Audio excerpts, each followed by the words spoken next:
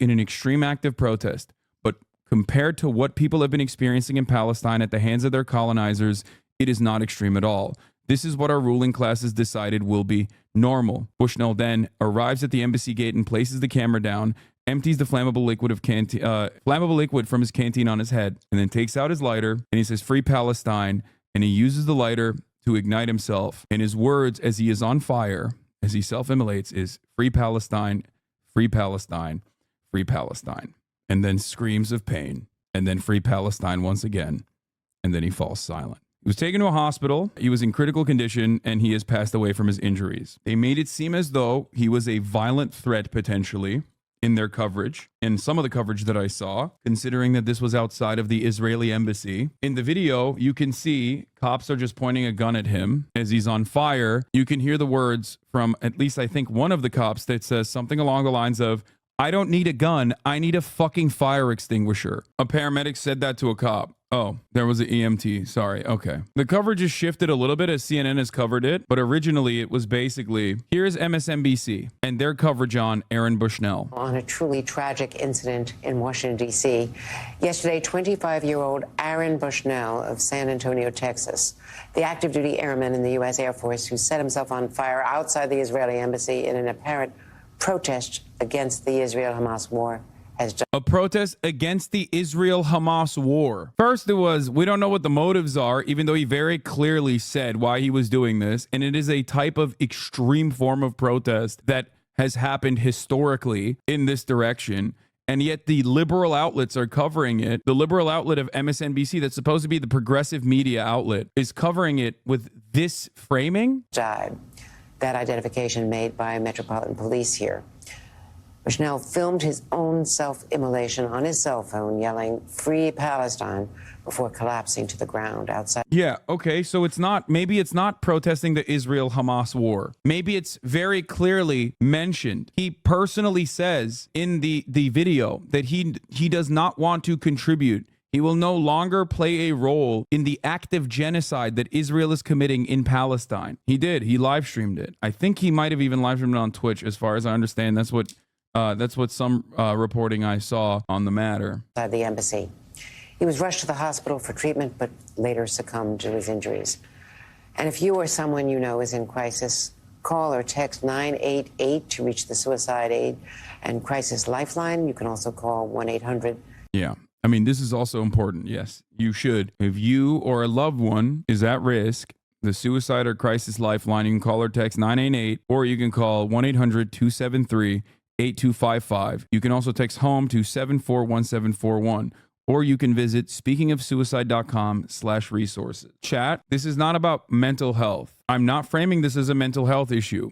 Whenever there is this is appropriate to do. This is normal and appropriate to do. They might frame it as a mental health issue, but yes, you are supposed to cover it like this. There are direct guidelines from the American Foundation for Suicide Prevention. What she did beforehand is gross. What she did after is not, because it doesn't matter. His was not a mental health crisis. His was not a suicide due to mental health crises. But that doesn't matter because there are suicidal people that are watching the coverage. That's the whole point. Before you freak out, it's not about what his motives are. It's about how that is received from an audience that is depressed.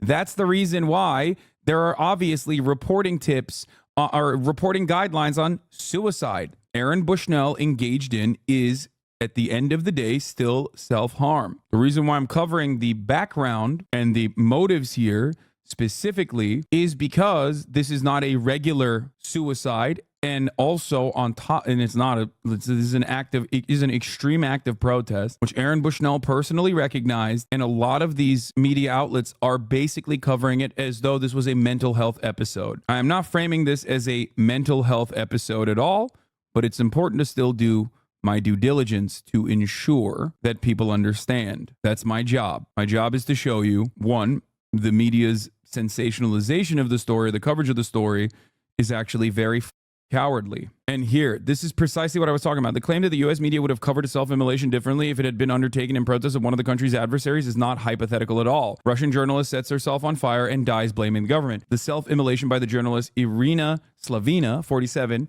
a longtime Kremlin critic, came a day after the authorities in her hometown of Nizhny Novgorod had searched her apartment. So we know how they operate. I told you this. This is self-immolation is the most extreme act that you can engage in terms of protesting an oppressive structure. Don't do it. But the notion that the media doesn't cover it without uncertain terms when it's a foreign adversary is also ridiculous. A long history of people who have done this. Anyway, at least CNN doing a coverage. We're learning new details today about a deadly outside the Israeli embassy in Washington. Authorities identified Aaron Bushnell as the person who, on Sunday, set himself on fire. The 25-year-old was an active duty member of the U.S. Air Force. He's speaking calmly to the camera. I want to read a portion of what he says. He said, quote, "I will no longer be complicit in genocide. I'm about to engage in an extreme act of protest, but compared to what people have been experiencing in Palestine at the hands of their colonizers, it is not extreme at all. This is what our ruling class has decided will be normal." He then goes on and look, it really speaks to the tensions that are continuing to escalate around the war in Gaza, not just across the world, but here in the United States. We saw a similar incident in December when someone self-immolated, lit themselves on fire outside of the Israeli consulate in Atlanta. But this feels different. This is an active duty member of the military burning himself to death on the streets of the nation's capital. Gabe Cohen, thanks so much for the details. Appreciate it.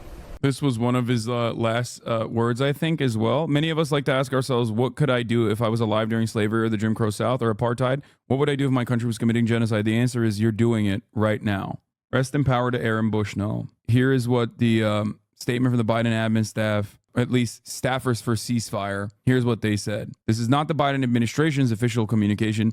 These are staffers within the Biden administration. "We mourn the loss of Aaron Bushnell, an active duty member of the U.S. Air Force who lit himself on fire in front of the Israeli embassy in D.C. because he could no longer be complicit in genocide in Gaza. Self-immolation as an act of protest is widely recognized as the most extreme form of protest possible. To publicly end a person's own life in the most violent and severe way is a stark warning for our nation." Now, 2 U.S. citizens have self-immolated over the U.S.-backed Israeli genocide in Gaza in less than 3 months. We continue to call for an immediate and permanent ceasefire to end the ongoing starvation, death, and collective punishment of millions of Palestinians. President Biden, our commander-in-chief, continues to ignore staff dissent over the mass suffering caused by our leaders' complicity. What everyone will try to do in this circumstance is to basically draw attention away from this. Biden is most likely going to try and not say anything about it. But in the upcoming days, there will be protests held. There will be vigils held. There will be naysayers involved, people that say he didn't do this. He was mentally ill. He didn't do this for anything but clout. Just like the most awful you've ever seen. Here's an example of the type of person that says stuff like this, if you want to understand. Astronext 12, a lolly Nazi, says, "That dude killed himself for nothing." There's going to be a lot of people like this. There's going to be a lot of people like this. The entire point of this is to continue applying pressure. Do not stop applying pressure to the administration. Do not stop applying pressure on America's complicity in the ongoing genocide in Gaza. Israel is committing an ethnic cleansing campaign in Gaza, and we are, as the United States, as citizens of the United States, we are, to a certain degree, responsible for the continuation of said ethnic cleansing. Our weapons are being shipped to Israel. America is also defending Israel's genocidal campaign at the global stage, vetoing ceasefires and doing everything they can for Israel to keep continuing and even whitewashing Israel's actions, trying to contextualize Israel's ethnic cleansing campaign. And our government is complicit in this. In a just world, every single person involved in this would go to prison. They would be tried in an international tribunal, and they would get what they deserve, which is some form of punishment for the war crimes that they have engaged in. The White House staffers for ceasefire are correct. President Biden has the unique power to mitigate the harms being done, not through useless back-channel conversations, but through established processes of international law and strong diplomacy. What is instructive about the way that the way that legacy publishers covered this, what is instructive about this, for the record, is how you whitewash ethnic cleansing, as New York Times has done so deliberately. They've done it very deliberately. They talk about the war on Hamas in Israel, utilizing neutral language. It is not a war on Hamas in